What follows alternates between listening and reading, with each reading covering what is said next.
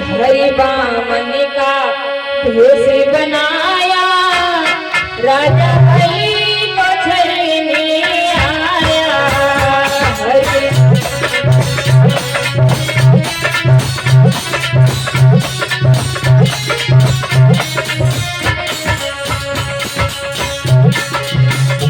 हरि बामन का भेष बनाया, राजा बलि को छलने आया।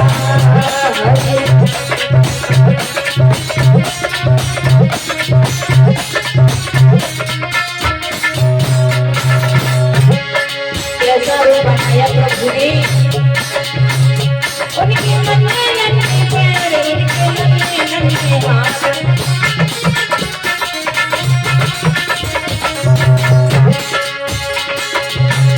उनके नन्हे नन्हे पाँव, उनके नन्हे नन्हे हाथ।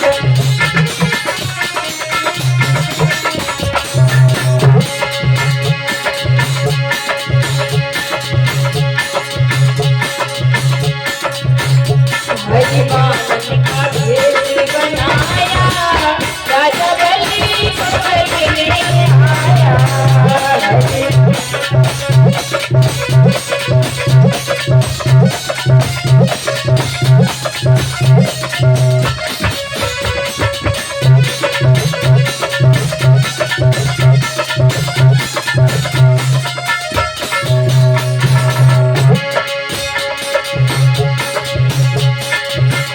हरि बामन का भेष बनाया, राजा बलि को छलने आया।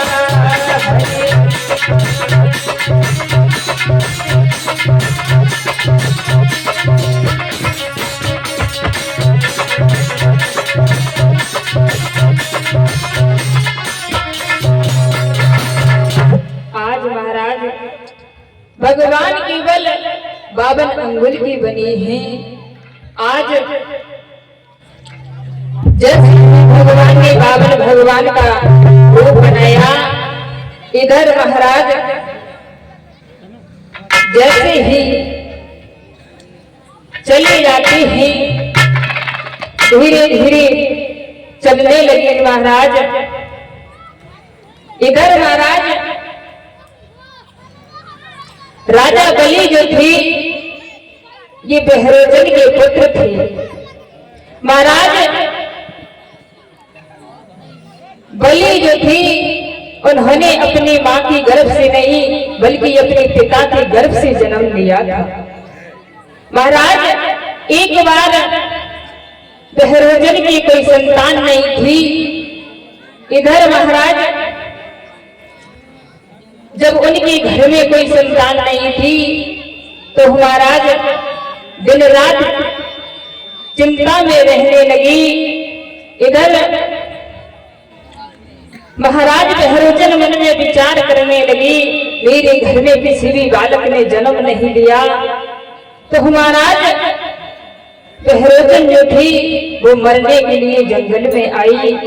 जैसे ही महाराज वो जंगल में आई, तब तक महाराज एक सन्यासी जी वहां पर आ गए। महाराज जैसे ही सन्यासी आई और कहने लगी, है तुम कौन हो, इस जंगल में क्या करने के लिए आए हो? महाराज बहरोजन जो थे कहने लगे, है प्रभु, मेरे घर में किसी भी बालक ने जन्म नहीं लिया, इसलिए मैं मरने के लिए आया हूं। महाराज सन्यासी कहने लगे, हैं तुम एक पुत्र की खातिर मरने के लिए आए हो तो तुम मरो नहीं, मैं तुम्हें एक फल देता हूं, इस फल को ले जाकर के तुम अपनी पत्नी को खिला देना। महाराज जैसे ही इतनी बात कही है तो महाराज उन्होंने कहा कि शर्त एक है कि इस फल में कहीं हवा ना लगे, इस फल को कोई देखे ना। आज महाराज बहरोजन ने वो फल लिया। फल लेकर के जैसे ही रास्ते में जा रहे थे, हुआ क्या है भैया, किस्मत ने भी उनका साथ छोड़ दिया है।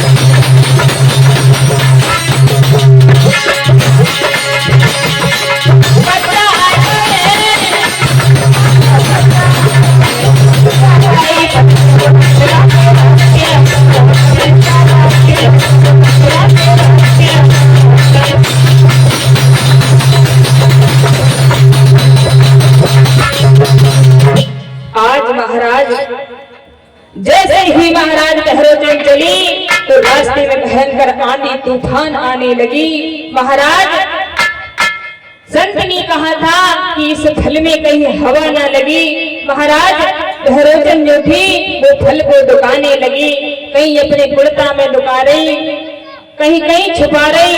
लेकिन महाराज जब उन्होंने फल नहीं छुपा पाया तो खुद ही खा लिया।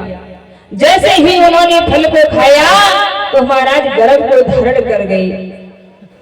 जैसे ही महाराज इधर महाराज श्री सुखदेव जी समझा करके बोले, हे राजन परीक्षित,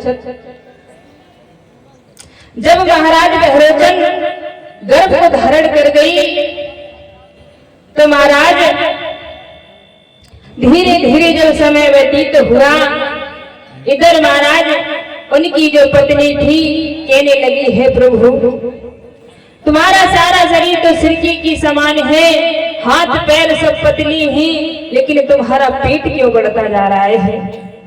महाराज मन में विचार करने लगी कि आज तो मेरी पत्नी कह रही है, कल ये समाज के लोग कहेंगे तो मैं क्या बताऊंगा। आज महाराज लोग लाज के कारण फिर से जंगल में पहुंची मरने के लिए। महाराज जैसे ही महाराज बहरोचन जंगल में पहुंची, उन्होंने चिता बनाई और चिता में आग लगा करके उसी चिता में बैठ गई। जैसे ही महाराज बैठी, महाराज बहरोचन जो थी उस चिता में बैठी तो महाराज एक सन्यासी जी फिर से आ गई। उन्होंने देखा तो महाराज बहरोचन को अध जला हुआ निकाला। जैसे ही महाराज ने अध जला हुआ निकाला, उनकी जो पेट में बालक था वो जिंदा निकला। महाराज उन्हीं का नाम पड़ा है महाराज बलि। ये बहरोचन के पुत्र थे महाराज बलि। महाराज इधर जब भगवान विष्णु महाराज बलि के दरवाजे के लिए चले हैं, इधर महाराज जैसे ही महाराज बलि के दरवाजे पर भगवान आए और कहने लगे हैं पहरेदार से, अरे पहरेदार तुम्हारे राजा कहाँ हैं। महाराज जैसे ही पहरेदार से कहा है तो पहरेदार भाग करके महाराज बलि के पास में पहुंचा और कहने लगा है, महाराज आपको एक सन्यासी बाबा बुला रही हैं, बहुत छोटे महात्मा हैं।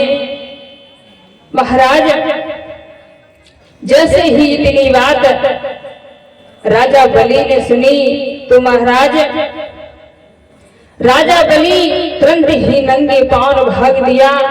एकदम से आकर के बाबा भगवान के चरणों पर गिर पड़ा, कहने लगा, हे प्रभु तुमने आने का कष्ट क्यों किया, मुझे बुला लिया होता। तो बाबा भगवान कहने लगे हैं, प्यास हमें लगी थी तो हम खुद ही तुम्हारे पास चल के आए, चाहत हमें भी कुछ मांगने की तो मैं तुम्हारे पास में आया हूं।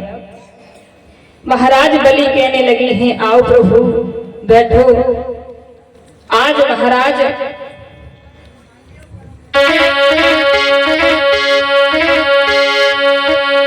बलि ने बाबा भगवान को बैठाला।